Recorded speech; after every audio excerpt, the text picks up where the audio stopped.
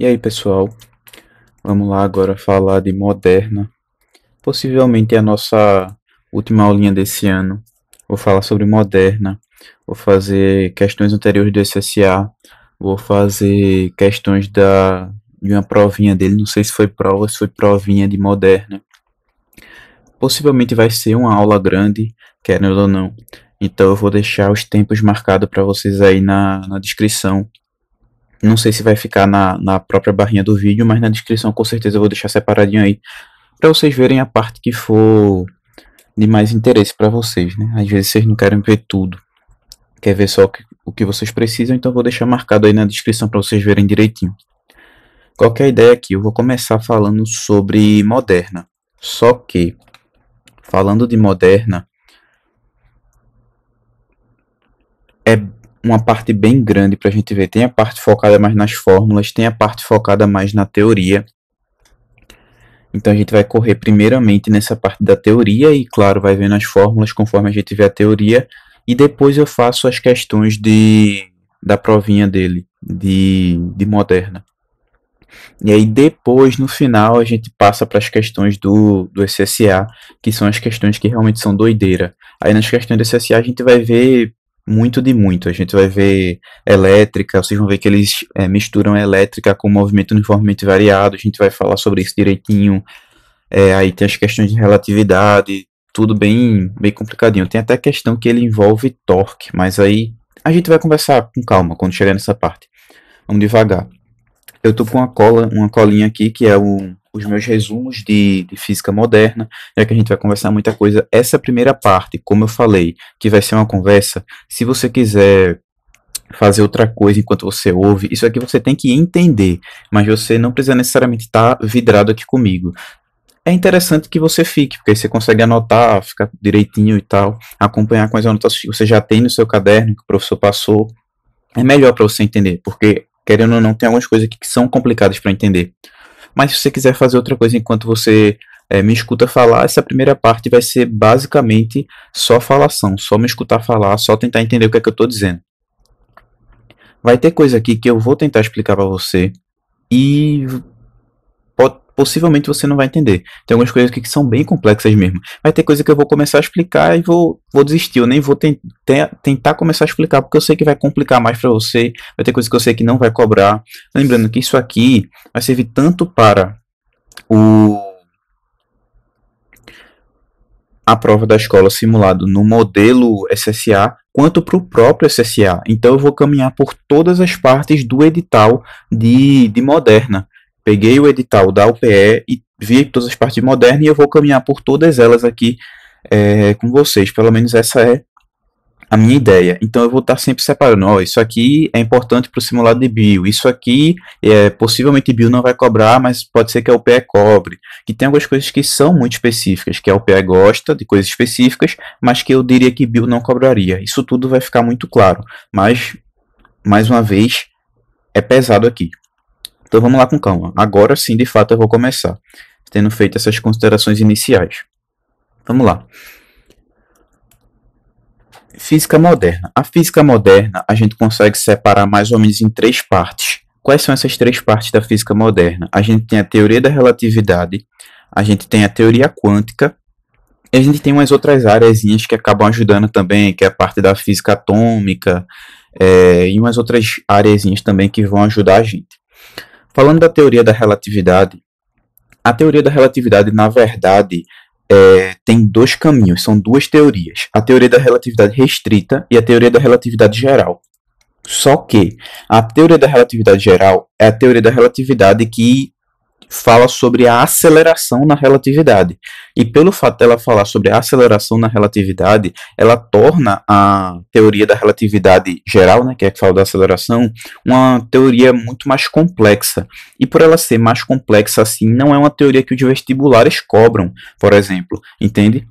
No edital do SSA, eu tenho até ele aqui, ele deixa claro que o que ele quer, ele coloca assim, relatividade restrita. Ele bota relatividade restrita e física quântica. Então ele já está dizendo para você que ele quer relatividade restrita. Justamente por quê? Porque a geral fica bem mais complexa para a gente que é do ensino médio, já que tem essa questão da aceleração, tá ligado? A gente até vai fazer um comentáriozinho sobre essa parte da geral. Mas, como eu disse para vocês, até o próprio SSA, que é uma prova que gosta de cobrar mais assim, teoria da relatividade a gente vê muito pouco no Enem, por exemplo. Por quê? Porque o Enem gosta de aplicações práticas, daquilo que você vê no dia a dia, daquilo que está ao seu redor, daquilo que ele consegue relacionar para você. E a teoria da relatividade não tem uma aplicação prática, rotineira, assim, que o Enem consiga cobrar. Então você encontra questões de relatividade muito raramente no Enem. Entende? E normalmente quando ele cobra no Enem, ele meio que dá um texto que já dá a dica para você, já dá a situação para você levar em consideração e conseguir responder a questão. Então, voltando, teoria da relatividade vai para dois caminhos, geral e restrita. O que é que a gente vai trabalhar? A restrita, vai ser a nossa área de atuação. Na teoria da relatividade restrita, a gente vai ter dois postulados. Quais que são esses postulados? Todas as leis da natureza, ou primeiro, todas as leis da natureza são as mesmas em todos os sistemas de referência iniciais. Caramba, ZB, o que é que isso quer dizer? Eu não entendi nada disso daí. Na verdade, essa primeira lei, Galileu já tinha trazido. Galileu disse o seguinte, muito antes disso: o movimento de qualquer corpo está sujeito às mesmas leis, tanto no sistema de referência que está em repouso, quanto no sistema de referência que está em velocidade constante. Aí quando ele fala referência que está em repouso ou referência que está em velocidade constante, é justamente os referenciais iniciais que eu falei lá na primeira lei. Voltando para a primeira lei, anota isso. Todas as leis da natureza são as mesmas em todos os sistemas de referência iniciais. O que é que ele quer dizer? Ele quer dizer que, considerando um referencial inicial, afinal a gente está falando de relatividade restrita, como eu falei para vocês, não entra a parte da aceleração aqui, as leis vão ser a mesma. Então tu não consegue diferenciar dois meios, por exemplo, considerando que um está parado e o outro está em velocidade constante, por meio das leis normais que a gente tem. Porque as leis se aplicam igualmente para os dois. Então, se as leis se aplicam igualmente para os dois, não dá nem sequer para a gente diferenciar um meio, tá ligado? Se a gente utilizasse os experimentos das leis nesses dois meios, sem visualizar se eles de fato estão parados ou em movimento. Não sei se você conseguiu entender. Se você não conseguiu entender, volta o vídeo ou pesquisa um pouquinho mais sobre isso para você conseguir entender. É importante você saber isso daqui. O segundo postulado é o seguinte: a velocidade de propagação da luz no vácuo é a mesma em todos os sistemas de referência iniciais. Pegou essa? Essa é mais fácil. O que é que essa está dizendo? Quer dizer que a velocidade da luz é a velocidade da luz, e isso não muda. Quando a gente ia um pouco para a parte da mecânica e tal, vamos dizer que a gente tivesse um carro aqui, e aí esse carro ele está vindo para cá com a velocidade de 5 metros por segundo. E aí aqui eu tenho uma lanterna.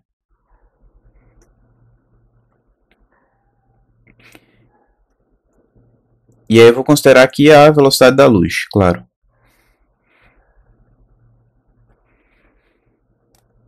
E aí eu pergunto para você, qual é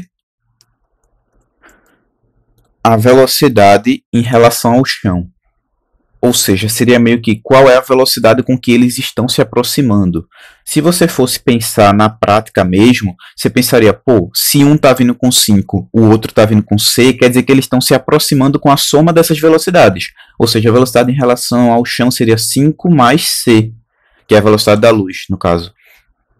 E aí eu digo para você que não é, porque justamente a segunda lei fala sobre isso. A velocidade de propagação da luz no vácuo é a mesma em todos os sistemas de referência iniciais. Claro que aqui na lei ele falou no vácuo, mas a ideia é essa, que a velocidade da luz ela não se altera. Outra questão interessante é a gente considerar que a gente, nós humanos, não conseguimos atingir a velocidade da luz com o que a gente tem hoje. Entende? Então a velocidade da luz ela é inalcançável para a gente. É uma parte que é interessante também. Não faz parte desse postulado. Esse postulado só diz que a velocidade da luz é ela. A velocidade é c. Então qual que seria a velocidade aqui em relação à aproximação deles? A velocidade c. Entende? Que é a velocidade da luz. É isso. que é que mais tem pra gente comentar? Esses dois postulados vão levar a gente a alguns princípios. A gente já tem esses dois que atuam como os dois primeiros princípios, mas a gente também tem alguns outros. O nosso terceiro princípio seria a impossibilidade de eventos simultâneos. O que é que isso quer dizer? Quer dizer que nada acontece ao mesmo tempo. Deixa eu ver se está gravando aqui ainda. Está gravando. Nada acontece ao mesmo tempo. Como assim? Nada acontece ao mesmo tempo. Deixa eu ver como é que eu explico isso daqui.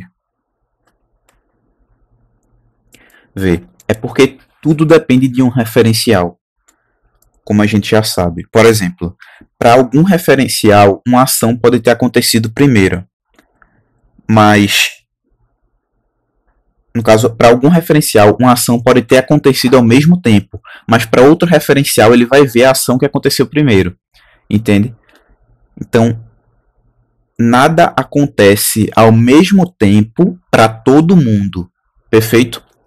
Vamos imaginar o seguinte, tem um trem. Pô, não sei desenhar um trem, velho. Eu vou ficar devendo, mas eu vou... Pô, como que é a roda de um trem? É assim? Sei não, mas vou deixar assim. Então tem esse trem que ele tá vindo pra cá. Aí, sei lá, aqui na estação a gente tem a plataforma, que é onde a galera tá. Pô, tá feioso, calma.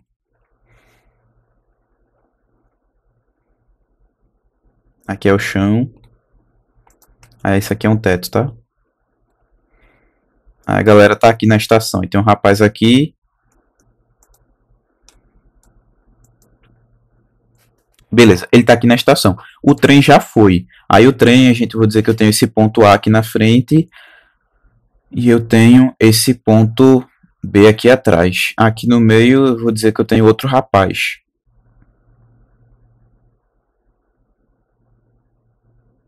Pronto. E aí eu vou dizer que, ao mesmo tempo, já entre aspas eu digo, caiu um raio aqui e caiu um raio aqui. Um raio no ponto A e um raio no ponto B. Para esse ZB2 aqui, para esse rapaz aqui, isso de fato aconteceu ao mesmo tempo. Porque chegou nele ao mesmo tempo. Aí você pode pensar, pô, ZB, mas como assim chegou nele ao mesmo tempo? Porque, no caso, o trem tá vindo para frente. E aí, como o trem tá vindo para frente e a luz desse raio, né, que ele viu tá vindo para trás, isso vai ter uma influência, né, na velocidade. E esse daqui, o trem tá indo para frente, né? E o raio vai ter que ir para frente também. Então, isso aqui não vai ter uma influência na velocidade. Aí entra justamente no outro princípio que a gente conversou, que é o segundo postulado. A velocidade da luz é a velocidade da luz. E isso não se altera. Então, independentemente dela estar a favor ou contra o movimento, a gente não vai ter uma alteração da velocidade. Então, essa luz aqui vai chegar para o ZB2 na mesma velocidade que essa, que é a velocidade da luz. Entende? Agora, essa luz vai chegar diferente para quem? Para o ZB1, para o ZB aqui. Por quê? Porque beleza que as duas têm a mesma velocidade, mas essa daqui está a uma distância menor do que essa daqui. Então, essa daqui vai percorrer uma distância maior até que ela chegue no ZB. Então, AB, o ponto B, que é esse primeiro raio aqui, vai parecer para esse ZB aqui que aconteceu primeiro, porque a luz chegou primeiro nele. Então, ele vai dizer, pô, o raio que caiu no ponto B caiu primeiro, e o raio que caiu no ponto A caiu depois. Claro que na prática ele não perceberia isso, porque é o espaço de um trem de diferença e a luz é muito rápida, a gente não conseguiria perceber. Mas eu acho que deu para pegar a ideia do que, em teoria, teria acontecido primeiro para ele, entende? Então, impossibilidade de eventos simultâneos. Nada acontece ao mesmo tempo para todo mundo. Algo sempre vai acontecer primeiro para alguém, entende? Esse é o terceiro. Passando para o próximo, Bill, nosso professor, falou com a gente sobre o princípio da equivalência, tá ligado? Só que o princípio da equivalência já envolve a ideia de aceleração, né? E aí, como ele envolve a ideia de aceleração, É, eu não sei se seria interessante. Vamos só comentar. Vamos comentar.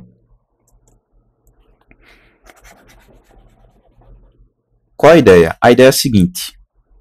Talvez fique um pouco de barulho agora para vocês. Se começar um barulho lá fora, eu pauso o vídeo e aí a gente continua depois.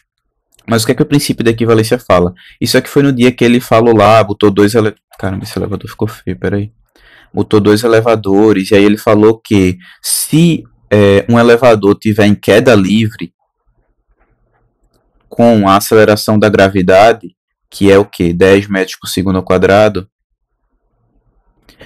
e ele estiver sendo puxado pelos fios para baixo com a aceleração de 10 metros por segundo ao quadrado, a gente não consegue perceber a diferença. Se eu tiver aqui, por exemplo, e jogar uma bolinha para cima, ou tentar fazer qualquer coisa para perceber essa diferença, eu não vou conseguir perceber. Esse é o princípio da equivalência. As situações são equivalentes, que elas têm essa aceleração igual. Só que, como eu falei para vocês, aqui já envolve um pouco de aceleração. Então, acho que já iria para a relatividade geral, né? E aí eu não sei, mas ele falou sobre isso, então acho interessante comentar. Pode ser que seja uma parte da geral que ainda cobre no vestibular, ou uma parte que ainda entra em restrita, não sei, enfim. Comentei aqui. Agora a gente vai para entrar de fato nas relatividades, assim. A gente tem a relatividade do tempo, a relatividade do espaço e a relatividade da massa. Como é que funciona cada uma dessas? Vamos falar primeiro sobre a relatividade do tempo. E aqui, pessoal, para vocês, eu vou passar as coisas de forma objetiva, tá ligado? Ou pelo menos eu vou tentar passar as coisas de forma objetiva. Pô, isso aqui diz respeito a isso aqui. Isso aqui diz respeito a você usar isso aqui. O que é que diz a relatividade do tempo? O tempo passa mais devagar para um observador. Deixa eu pensar, ver, de forma prática,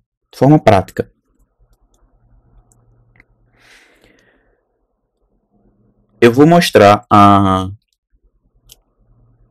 Tem alguém me ligando, segura aí. Pronto.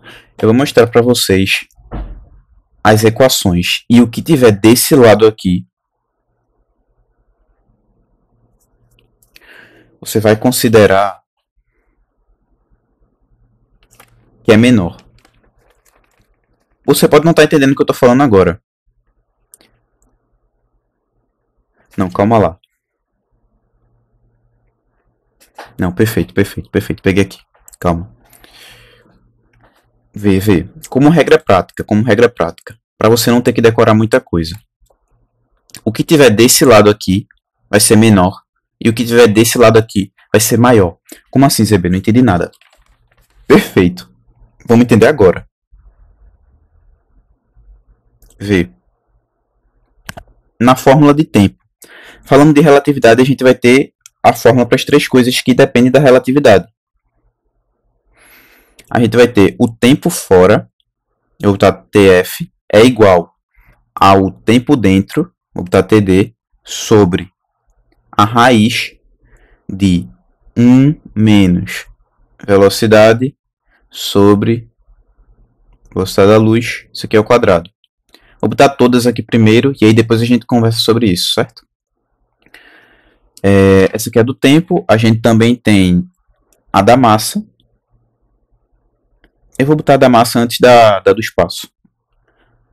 A massa fora é igual a massa. Perceba que de uma fórmula para outra só muda do que eu estou falando, entende? O que vai alterar pouca coisa é quando a gente fala de comprimento, que eu vou chegar já já.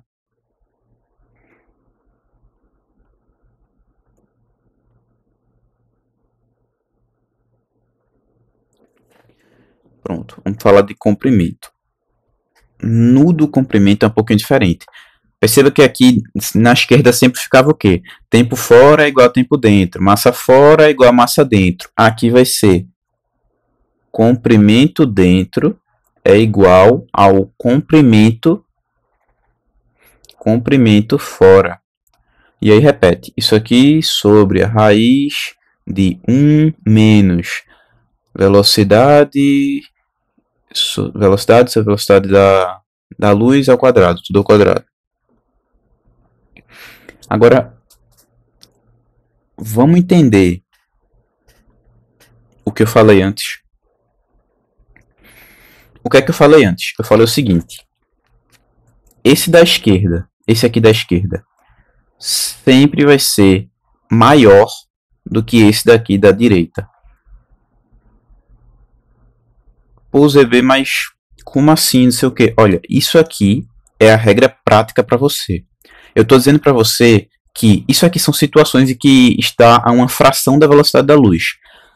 Nessas situações em que a gente está analisando um movimento em que está a uma fração da velocidade da luz, essas fórmulas, quem tiver desse lado aqui vai ser maior do que quem tiver desse lado aqui. O que é que eu quero dizer? Eu quero dizer que quando você está na velocidade da luz, não, perdão, na velocidade da luz não, a uma fração da velocidade da luz.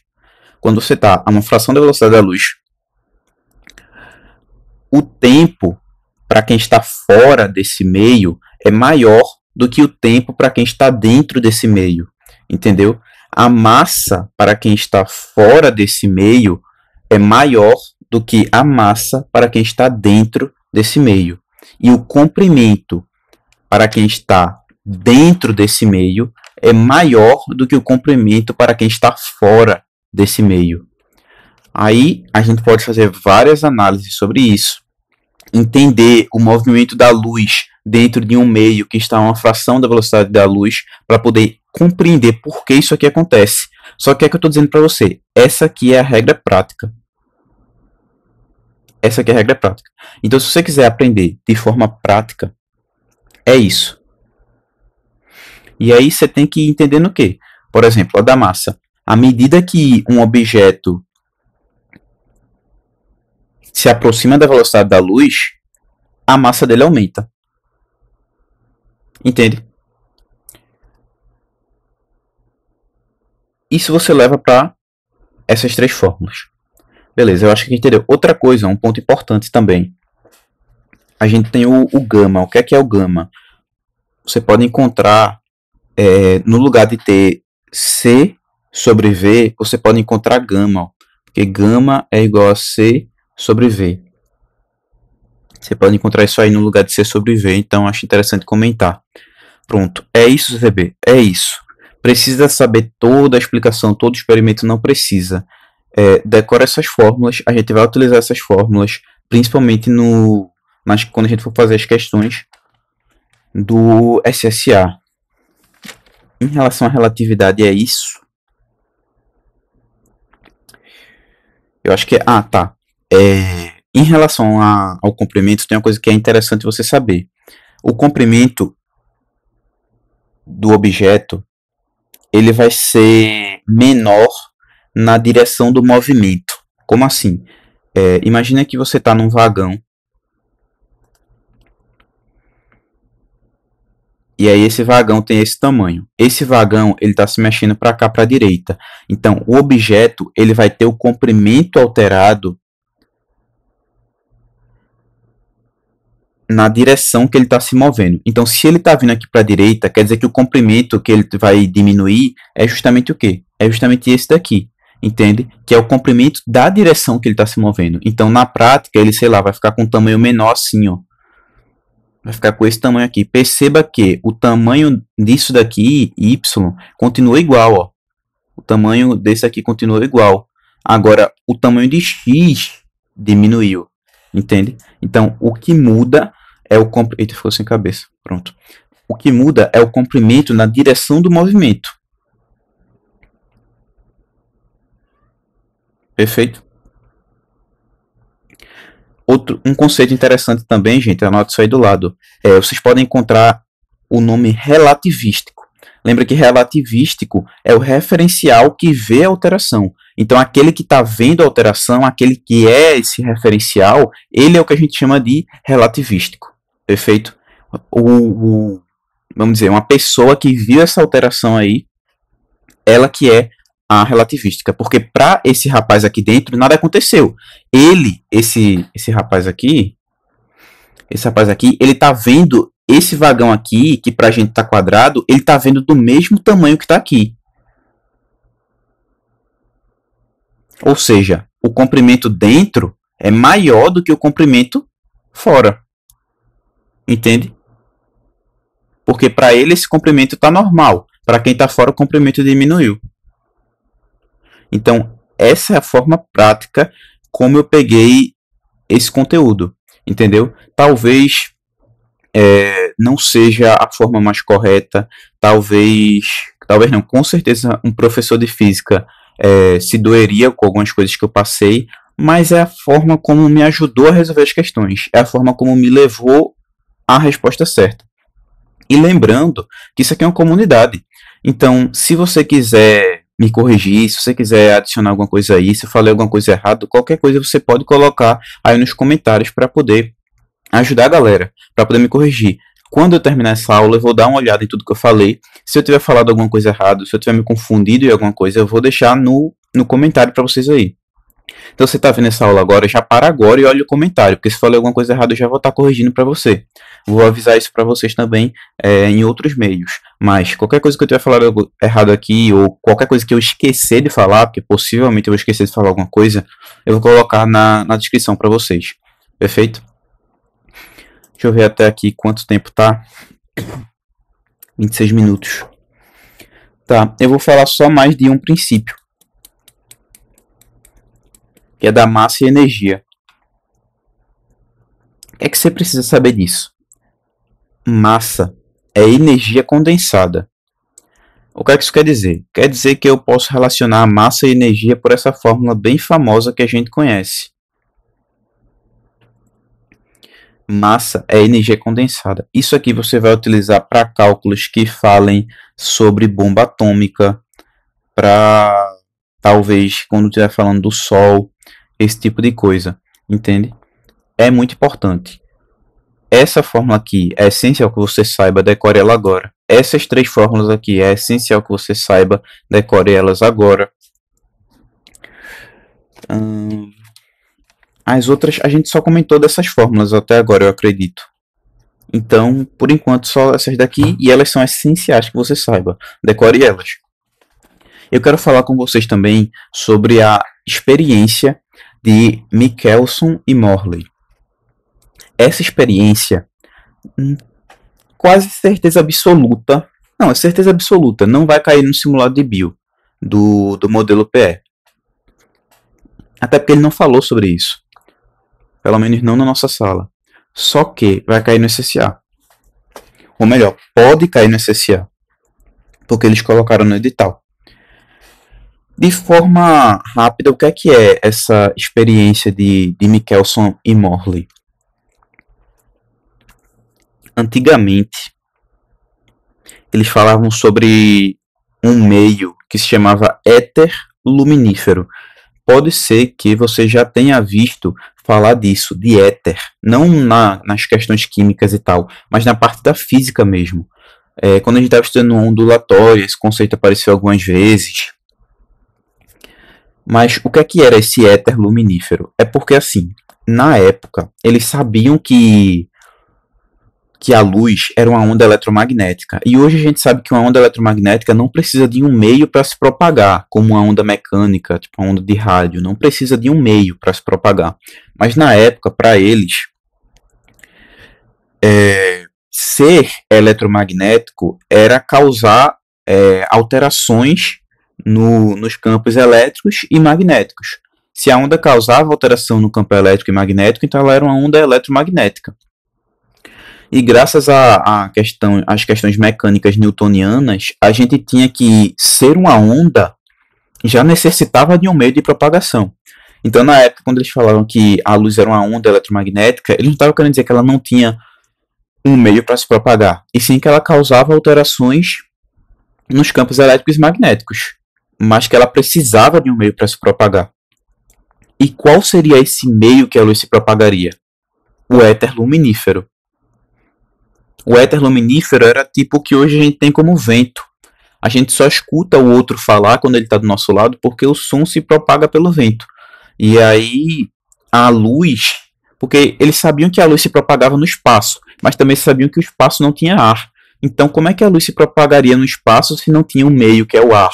Eles diziam que tinha um éter luminífero, que seria tipo o vento espacial, sabe? Tem até o conceito lá que eles chamam de ventos de éter. E aí, esses dois rapazes, que é Michelson e o outro que é Morley, eles fizeram um experimento. Pegaram a Terra, né, no caso, foram diferentes pontos da Terra.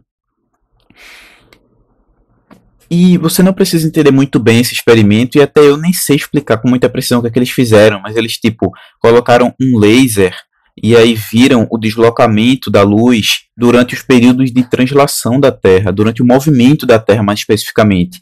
E viram que em um determinado período o laser deveria fazer um tal movimento com tanta velocidade, e em outro período, quando ele tivesse. É porque no espaço eles consideravam os ventos de éter, como eu estava falando para vocês.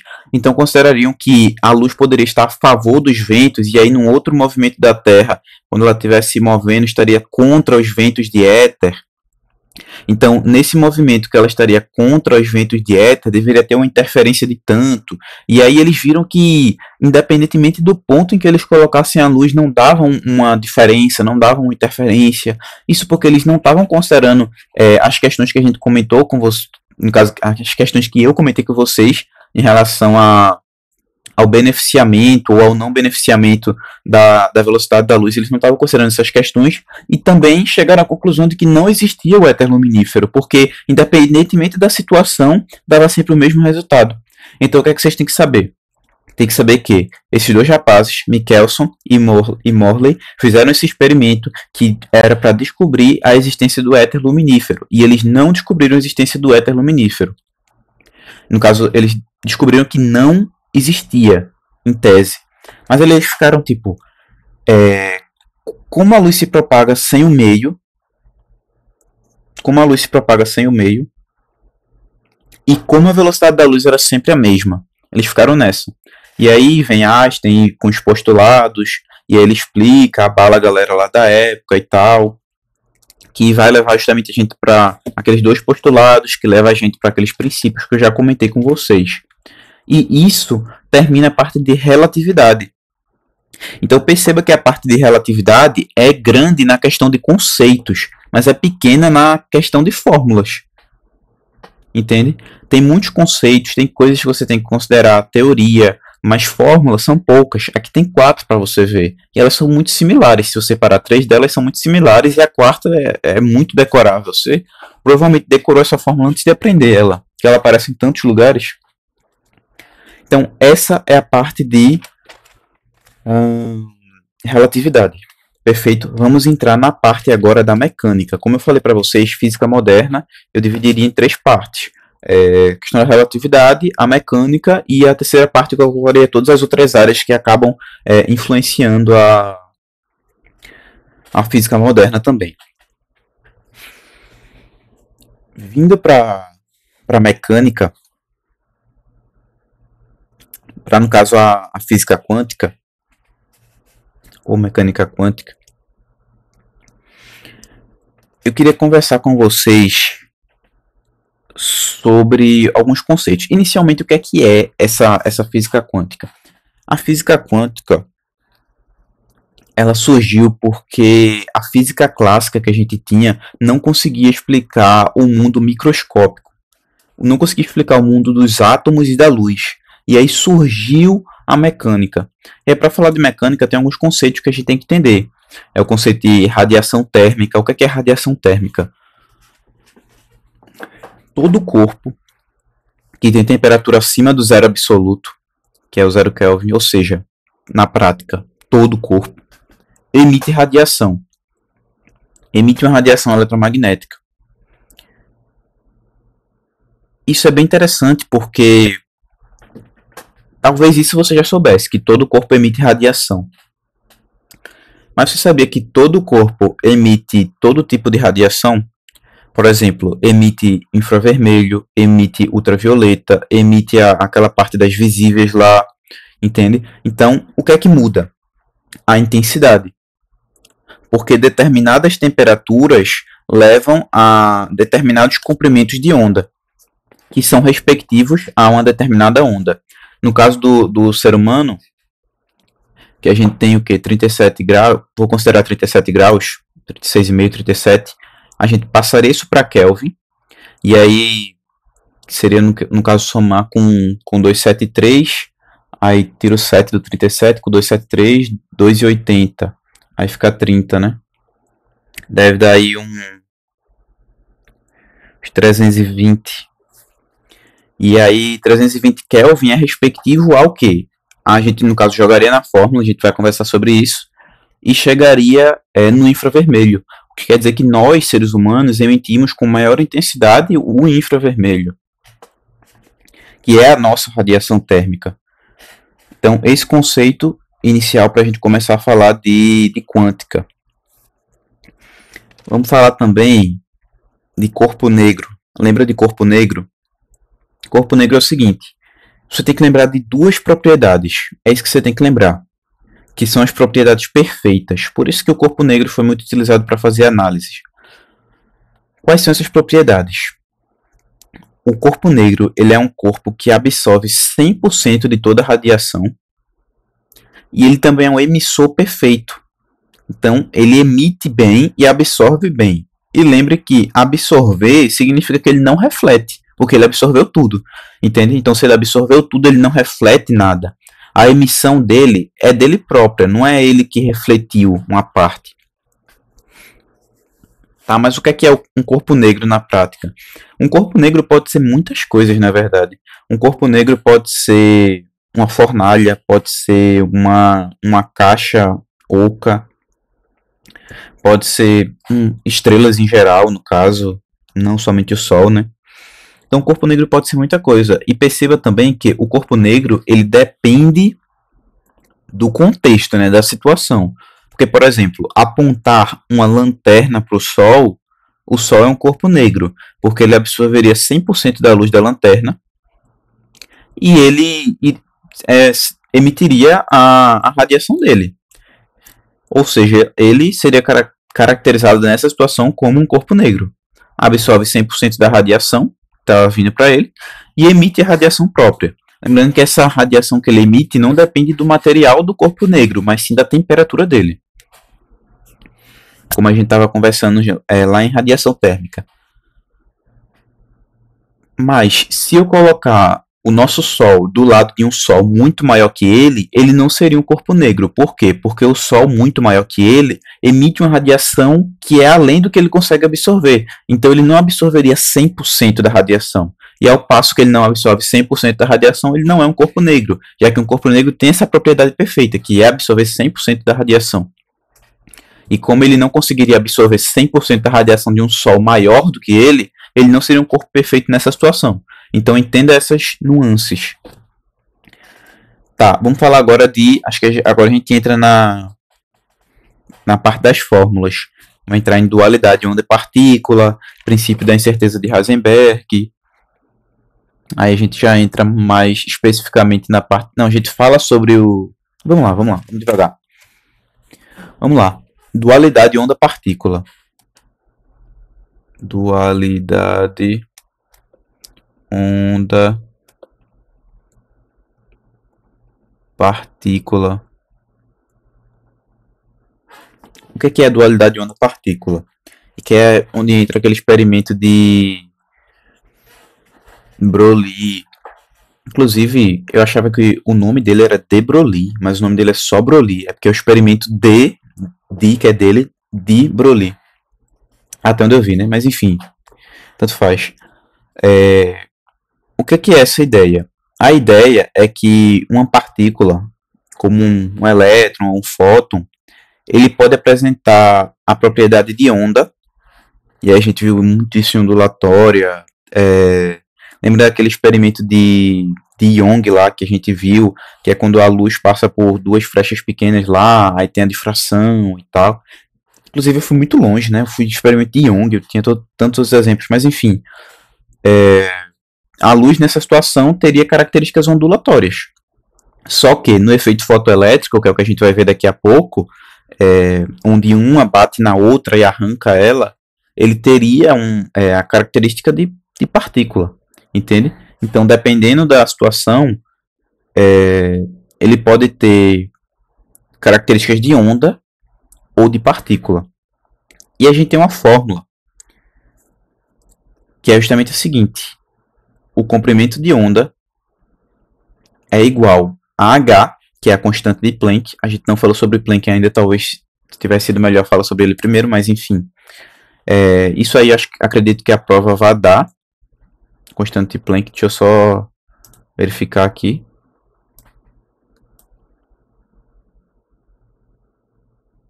Constante de Planck, a prova dá, não precisa decorar não. Sobre P. Então aqui, lambda é o comprimento, vocês já sabem. H é a constante de Planck. P é interessante a gente comentar. P, vocês vão ver mais de uma vez. P é a quantidade de movimento. É Q, quantidade de movimento, lembrando que é massa vezes velocidade. Então é isso. Essa fórmula aqui, ela é importante, vocês vão usar, principalmente no SSA. Então, é bom decorar isso daqui. Vamos falar sobre o princípio da incerteza agora. Princípio da incerteza. Qual que é a ideia? Aí vocês podem encontrar o princípio de Heisenberg também, tá? Princípio da incerteza de Heisenberg. Acho que é assim que se escreve, Heisenberg. Princípio da incerteza de Heisenberg. E qual que é a ideia do princípio da incerteza de Heisenberg? Isso aqui a gente tem que ir direto na fórmula para entender. A fórmula é a seguinte: delta x vezes delta p igual maior ou igual a h sobre 4π. O mais engraçado sobre essa fórmula é que eu decorei ela sem nenhum macete, velho. Tipo, eu vi essa fórmula, não vi uma vez só, vi uma, duas vezes, duas, três vezes, e já decorei. Eu já sei, delta x vezes delta p maior ou igual a h sobre 4π. H a gente já sabe, delta x é a incerteza da posição. Incerteza da posição. E delta P, já vemos o P aqui de novo. O delta P a gente chama de incerteza do momento, que na prática é a incerteza da quantidade de movimento, que na prática é a incerteza da velocidade. Incerteza da velocidade. Perfeito. E aí você tem que lembrar que é m vezes v e tal. Enfim, quantidade. Vou botar aqui. Pronto. H é Planck, como a gente já sabe, balão. Tá, mas qual que é a ideia aqui? A gente entendeu a ideia de dualidade onda-partícula. Uma hora é onda, outra hora é partícula. Depende da situação. Qual que é a ideia do princípio da incerteza? O princípio da incerteza diz que quanto mais você sabe sobre a posição, perceba que a incerteza de posição está multiplicando a incerteza da velocidade. Ou seja, são grandezas inversamente proporcionais. O que quer dizer o quê? Quanto mais eu sei a posição de uma molécula, quanto mais eu sei a posição de uma molécula no sistema, menos eu sei sobre a velocidade dela. E quanto mais certeza sobre a velocidade dela que eu tiver, menos certeza sobre a posição eu tenho. Entende? Essa fórmula aqui eu não vi cair ainda. Mas, como eu não vi cair ainda, eu não vou dizer que é essencial que você saiba. Já fiz o SSA 2022, 2023, já vi questões de SSA anteriores de física. Amanhã eu vou fazer o SSA de 2024. Inclusive, eu estou começando a gravar esse vídeo no dia 10 e vou postar possivelmente no dia 11, porque aí, como amanhã eu vou fazer o SSA 2024, eu já adiciono mais questões de física do SSA que eu vou fazer amanhã aqui. Até agora eu não vi cair essa fórmula aqui. Também acho difícil demais que Bill cobre. Acredito que se cobrar vai ser só realmente a aplicação prática da fórmula. Então eu não vou falar para você que é essencial, porque eu não vi ainda, não vi cair ainda. Diferente da dualidade onda-partícula que eu já vi, e dessas outras aqui que caem bastante. Mas claro, é importante você saber, ainda mais se você quer o PE e quer o PE como um curso mais concorrido assim na UPE, é importante você saber. Gasta um tempinho para decorar ela. Tá. Vamos falar sobre Vien.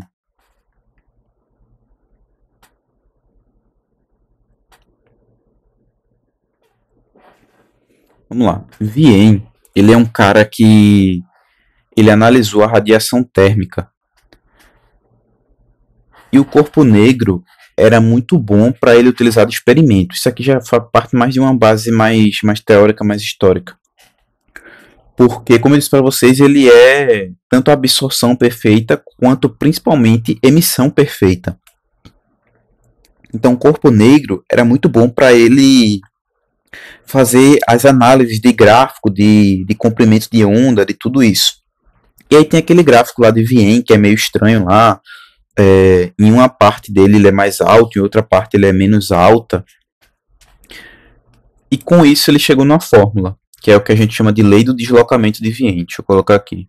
Lei do deslocamento de Vien. Qual que é a ideia da lei do deslocamento de Vien?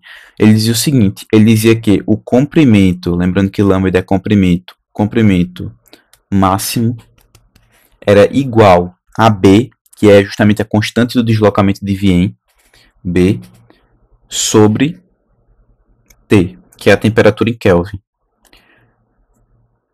E aí essa constante do deslocamento de Vien ele dá. B é igual a 2,89 vezes 10 a alguma coisa. Acredito que na prova ele dê.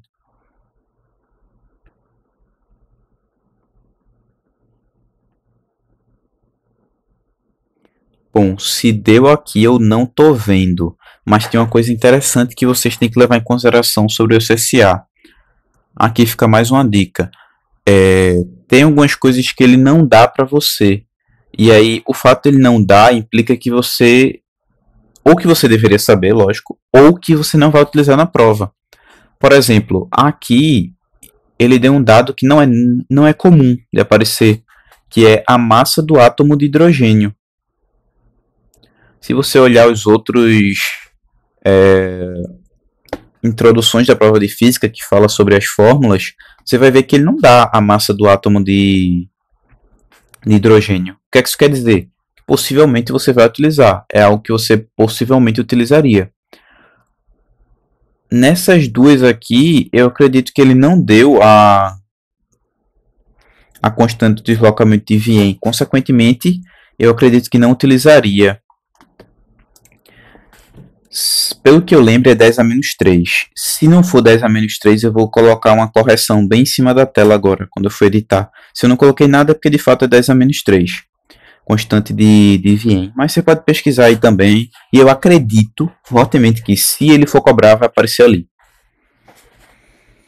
Pronto. E aí, vamos lá. Dúvidas em relação a isso daqui. Porque eu sei que vocês já sabem que nessa parte de Vien vem aquela ideia de catástrofe do ultravioleta, que é aquele negócio lá, a teoria que funcionava bem para comprimentos de onda longos, mas que para comprimentos de ondas mais curtos, tipo da região do violeta, ele previa que a intensidade iria aumentar infinitamente. O que a gente sabe que é impossível, porque não tem como um corpo emitir energia infinita, né? Não teria como a radiação aumentar infinitamente, ele emitir energia infinita. A gente sabe que um corpo não emite energia infinita. Ou seja, o que isso quer dizer?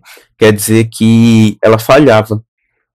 A explicação de Vien falhava para esses comprimentos de onda curtos, como ultravioleta e menores. É interessante vocês terem isso aqui em mente, ó. Não precisa decorar, é claro, mas isso aqui ajuda, porque você sabe mais ou menos onde está cada coisa. Você está vendo que os comprimentos de onda ficam menores para cá, ó. E para cá, para a direita, os comprimentos de onda são maiores. Por que isso é importante? Porque isso envolve muitas coisas teóricas. Isso envolve muita coisa, na verdade. A gente ainda vai falar sobre Planck, mas o que é que a gente sabe de energia? Energia, deixa eu voltar lá para o outro.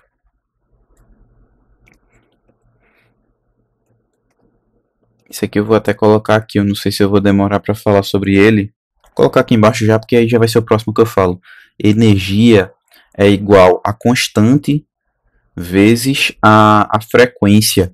Mas o que é que a gente sabe sobre a frequência? Isso aqui você tem que lembrar, você vai utilizar no SSA, possivelmente pode utilizar na prova de Bio também. A gente sabe que você foi lambido. Lembra de ondulatória dessa fórmula? Você foi lambido. O que a gente sabe da frequência? A frequência é igual à velocidade. Aqui, como a gente está falando de luz, fótons, enfim, eu vou dizer que a velocidade é c. A gente sabe que a frequência é igual a c sobre lambda. Nossa, ficou feio esse lambda. Deixa eu ajeitar. C sobre lambda. Por que isso é importante, ZB? Quando a gente vem aqui para a fórmula quantizada, a gente vê que a constante vezes F é o quê? C sobre o comprimento de onda. A gente vê que a energia e o comprimento de onda são inversamente proporcionais. O que é que quer dizer a energia e o comprimento de onda ser inversamente proporcionais?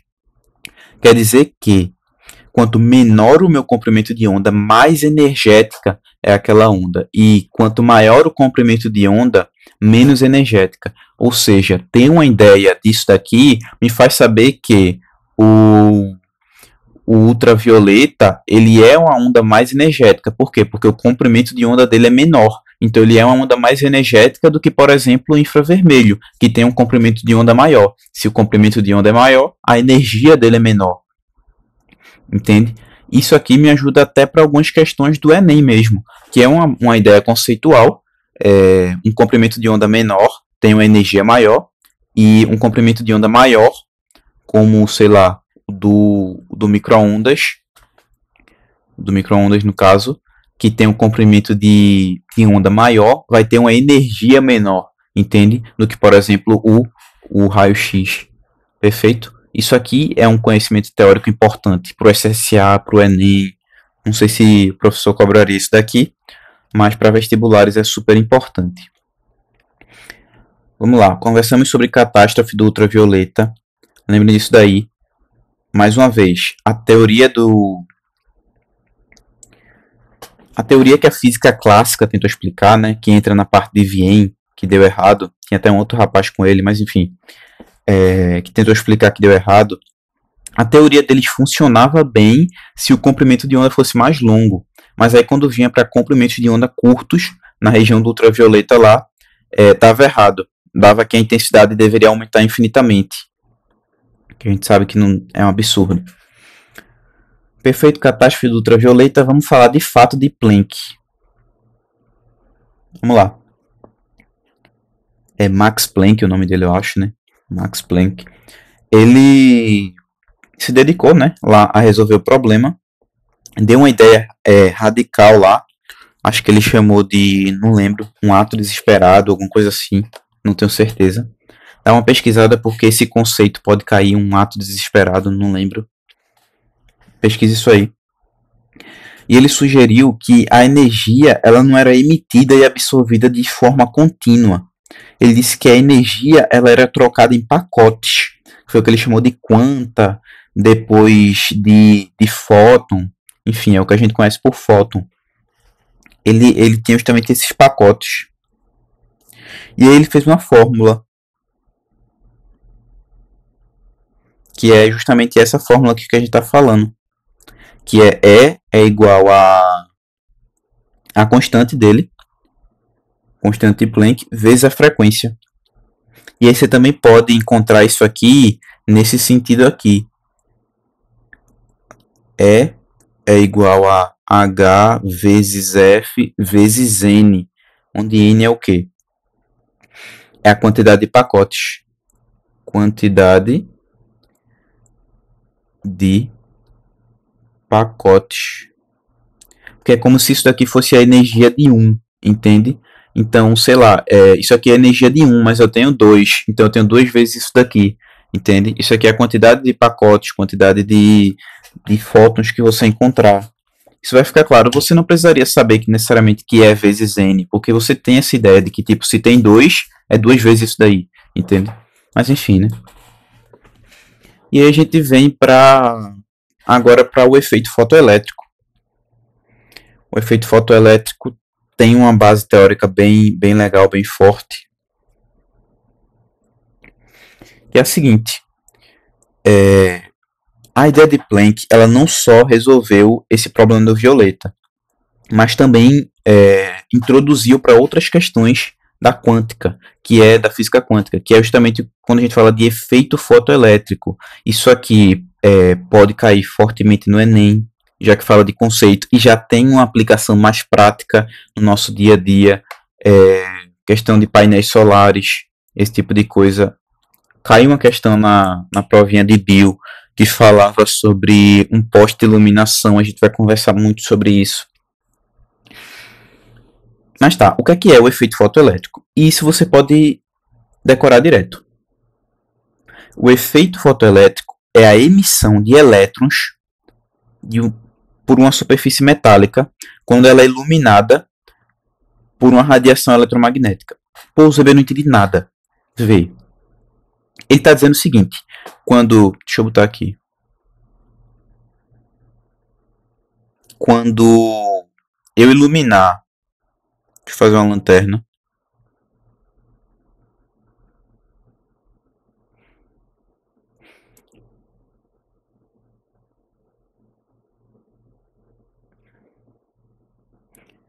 Quando eu iluminar uma superfície metálica, eu vou jogar um fóton.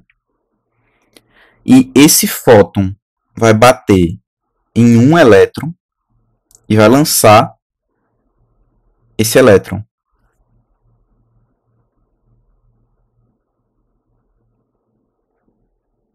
Perfeito?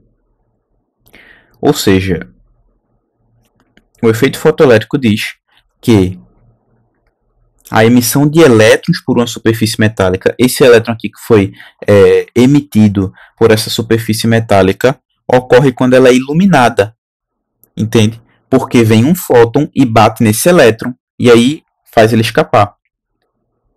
E aí quais são as ideias que a gente tem que ter aqui? O que importa aqui é a frequência e não a intensidade dela. Legal?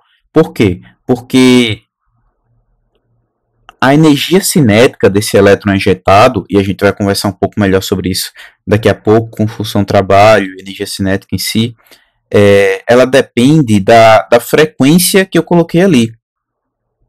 E não de quanta luz eu estou colocando ali. Não é porque, tem pouca luz, não está saindo. Eu vou botar mais luz para poder sair elétrons. Não depende da intensidade, não depende do brilho, não depende da quantidade de luz que eu estou colocando ali. Depende da frequência, ou seja, vamos dizer, da cor da luz. Entende? E aí é onde vem a frequência corte. Cada metal, dependendo do metal que for dessa placa aí, a gente vai ter uma frequência mínima.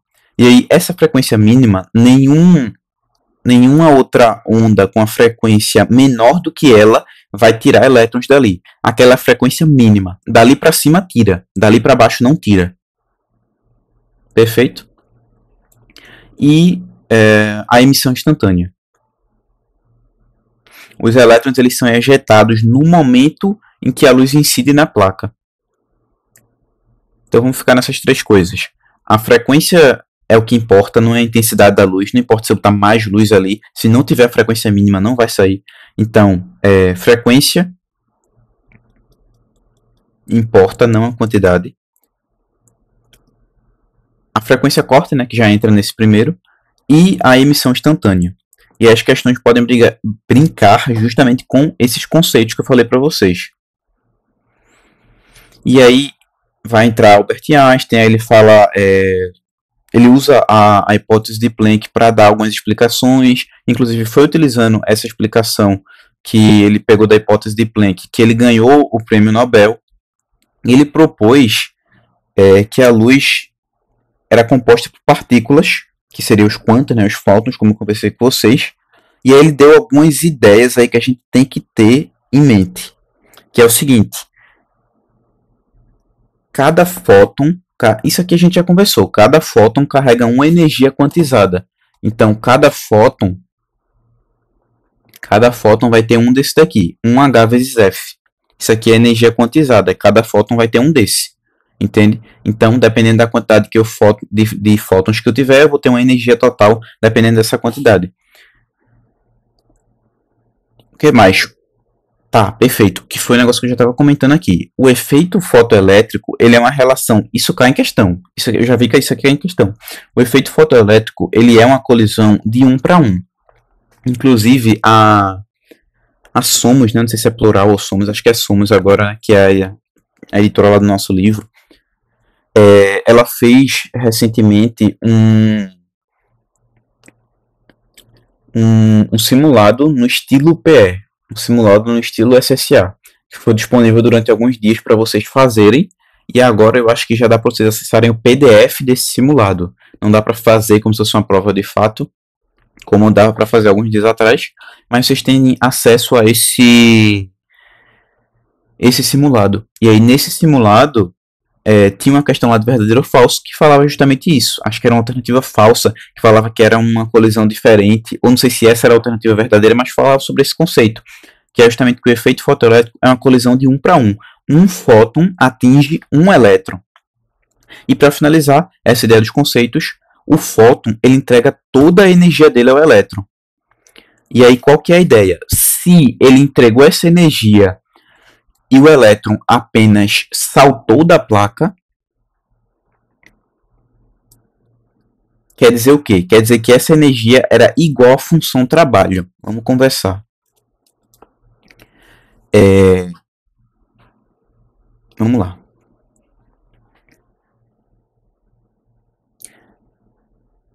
O que é a função trabalho? A função trabalho é a energia que prende o elétron naquele metal.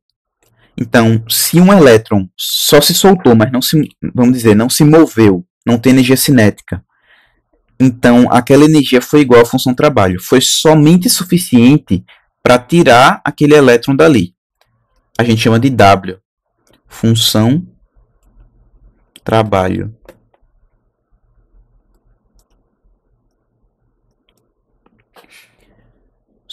A energia daquele fóton apenas soltou o elétron. Então a energia é igual à função trabalho, que é a energia para soltar o elétron. Opa, a energia daquele fóton soltou o elétron e esse elétron está se mexendo. Então ele teve energia para sair de lá e ainda sobrou um pouquinho de energia cinética, que foi o que gerou o movimento desse elétron.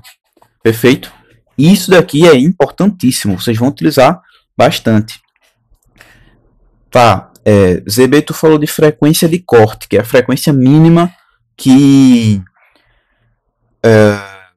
eu tenho que ter para poder tirar aquele elétron dali. Como que eu identifico isso nessa fórmula? Vê, pegando essa fórmula aqui, a gente sabe que a energia dele, se ela for exatamente igual à função trabalho, que é a energia que ele precisa para sair dali, ele simplesmente sai. Então, essa é a frequência mínima que eu preciso ter.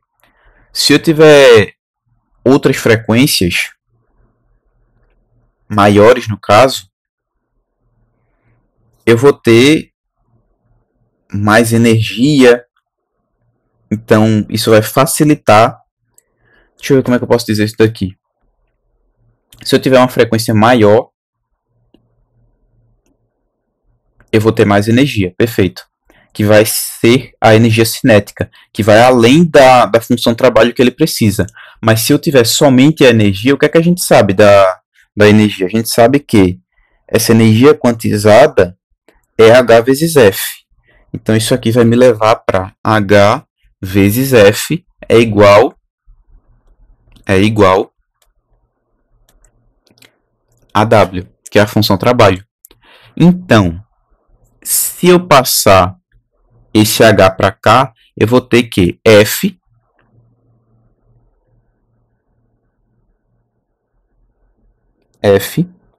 é igual a minha função trabalho dividido pela constante de Planck.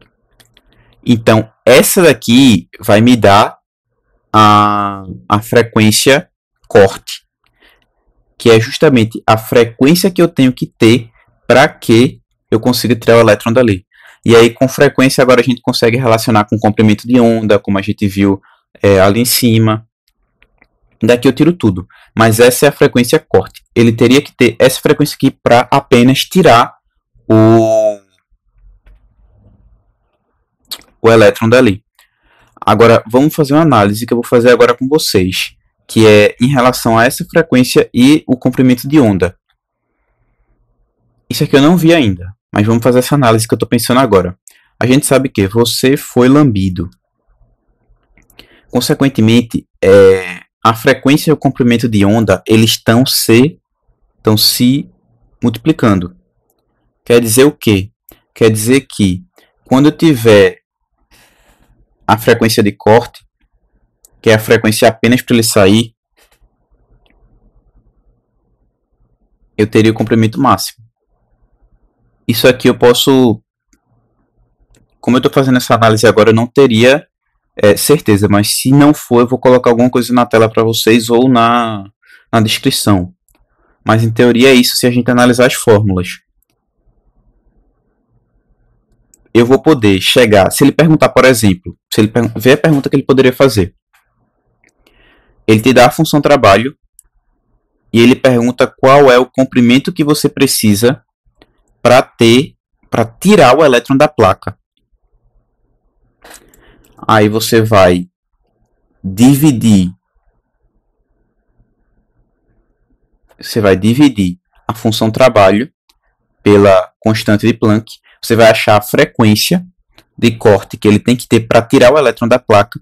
E com a frequência de corte você relaciona nessa fórmula aqui e encontra o comprimento da onda que você precisaria ter para poder tirar o elétron daquela placa. Perfeito? E com isso, a gente acaba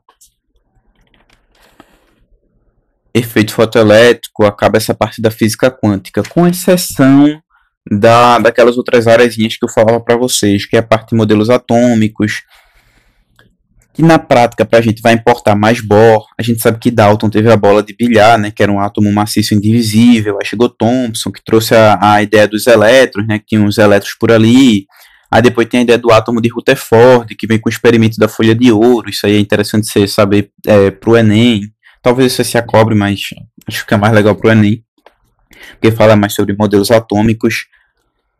E aí ainda nessa ideia de Thomson, né, ele descobriu o núcleo denso e positivo, que aí depois entrou a ideia dos nêutrons. Isso é que eu estou passando só por cima, você não precisa saber. Você precisa saber mesmo é Bohr.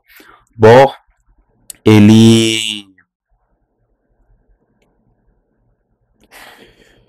trouxe um modelo para a gente que trazia as órbitas estacionárias. E aí isso é importante para a quântica também. Porque ele disse que os elétrons eles giravam em torno de um núcleo em órbitas específicas, que seriam as órbitas estacionárias. E ele dizia que para que os elétrons se movessem, eles precisariam emitir ou absorver energia para poder ir para uma órbita mais externa ou andar para uma órbita mais interna. E a gente consegue até brincar com isso. Vou brincar um pouquinho com vocês aqui. E ele diz o seguinte, né? Para pular para uma órbita de maior energia, logicamente ele tem que absorver um fóton. Então, para ir para uma órbita que tem mais energia do que ele tem que absorver para ter energia da órbita. E para ele ir para uma órbita de menor energia, ele tem que emitir essa diferença para poder conseguir ir para essa órbita. E aí a gente vai entrar em energia do fóton. E agora preste atenção. A energia do fóton absorvido ou emitido é exatamente igual à diferença de energia das duas órbitas. Vamos anotar isso? Vamos entender isso? A energia do fóton é igual à diferença de energia dos níveis. Perfeito? E aí, o que é a energia do fóton? Energia a gente viu, é H vezes F. Então, H vezes F é igual à variação da energia dos níveis. Isso aqui pode aparecer para vocês de diversas formas. E aí, antes de chegar na nossa última fórmula da física quântica, eu vou passar para vocês, porque a gente vai brincar mais um pouquinho com isso aqui de cima. Mas tem uma fórmula que fala sobre a distância entre as camadas. Essa aqui eu acho que não cai, não fica aí. Não, isso aqui talvez seja importante. Decore. Que a distância entre as camadas, que eu botei aqui como Rn, é igual a n ao quadrado, e n é o número da camada, vezes r, que é o raio da primeira órbita. Deixa eu botar isso aqui. Raio da primeira órbita. O n é o número da camada.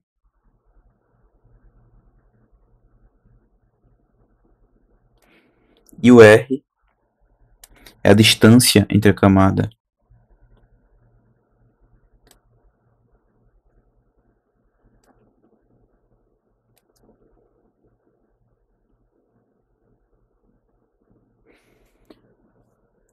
Vou ver como é que usa isso daqui. Cara, eu não sei se a gente vai utilizar nas questões lá pra cima. Eu não lembro de utilizar essa fórmula aqui. Acredito que seja só a aplicação prática da fórmula. Mas a gente vai ver mais lá pra cima se isso aqui é aplicação prática, se tem uma base mais teórica. Porque se for importante vai estar lá nas questões que a gente vai ver. Voltando aqui um pouco para cima, quando eu falei da energia, né?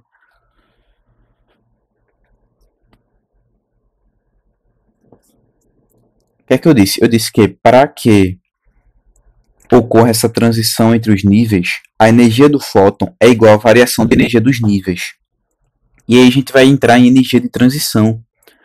Energia de transição, N, é igual a menos 13,6 sobre N. E quem é N aqui? Sobre N ao quadrado. Agora basta que eu me lembre quem é N. Cara, N é o número da camada. Vamos analisar isso. Uma coisa interessante também. Vamos lá. Aqui eu tenho o núcleo. Aí aqui eu tenho a primeira camada. Aqui eu tenho a segunda camada. Ficou feio, calma. Aqui eu tenho a terceira. Eu achava que aqui é a camada K, né? Eu achava que ele entrar... Só um minuto, gente. Deixa eu dar uma pausada aqui e já volto.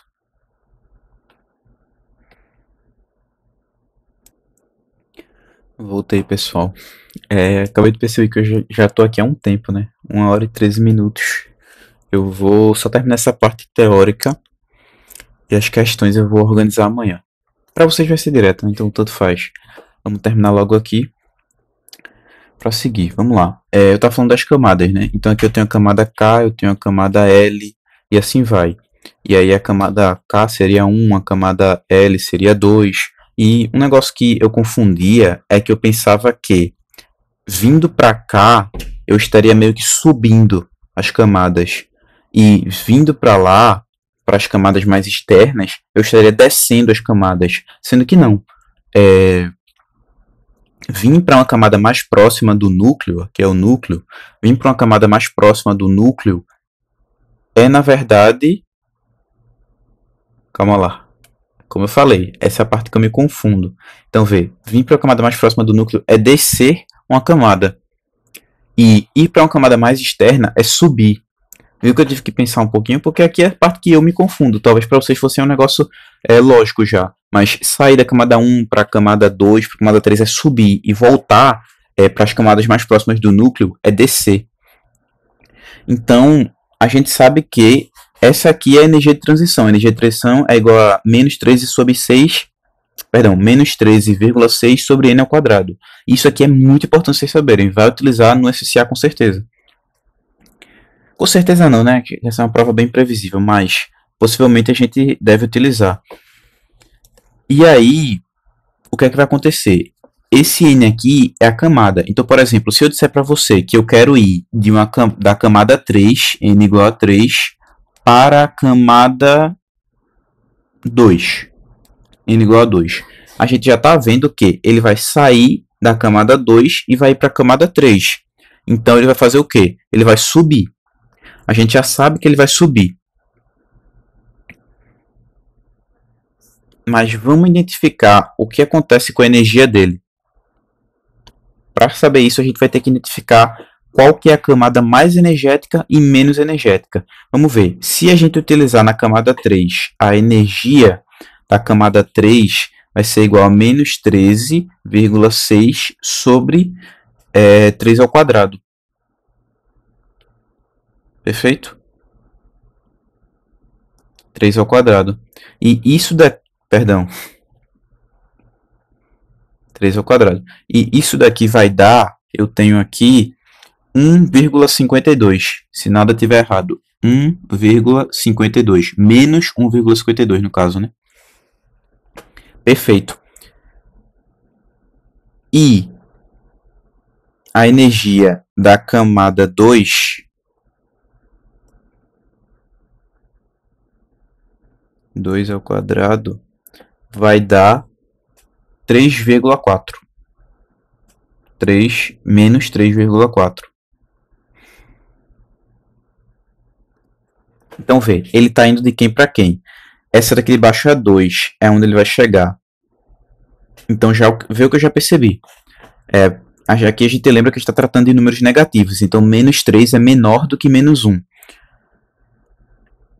Ele está na 3 atualmente. Ele está aqui.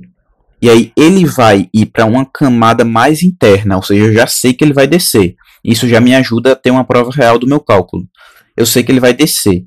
E essa camada 3 aqui, ela é mais energética, já que ela é menos 1. Ela é menos 1, menos 1,52. Ela é mais energética do que essa daqui, que é menos 3,4. Então, se ele quiser ir para essa camada 2, ele vai ter que emitir fóton, porque ele vai ter que perder a energia que ele tem para ter a energia dessa camada aqui. Então ele vai emitir até que ele tenha essa energia aqui, basicamente, para poder vir para essa camada aqui. Então eu já sei que para ele descer ele vai ter que emitir. Vamos ver como é que isso acontece no cálculo, na fórmula. Eu disse que a energia do fóton emitido é igual à variação da energia das camadas. Variação da energia das camadas. Então, a energia do fóton vai ser igual aqui. Variação é o quê? Final menos inicial. Ele estava na 3 e foi para a 2. Então, a 2 é a final. A 2 é menos 3,4. Isso menos a inicial. E quem é a inicial? Menos 1,52. Deixa eu ver se está gravando. Está gravando. Então, a energia do fóton vai ser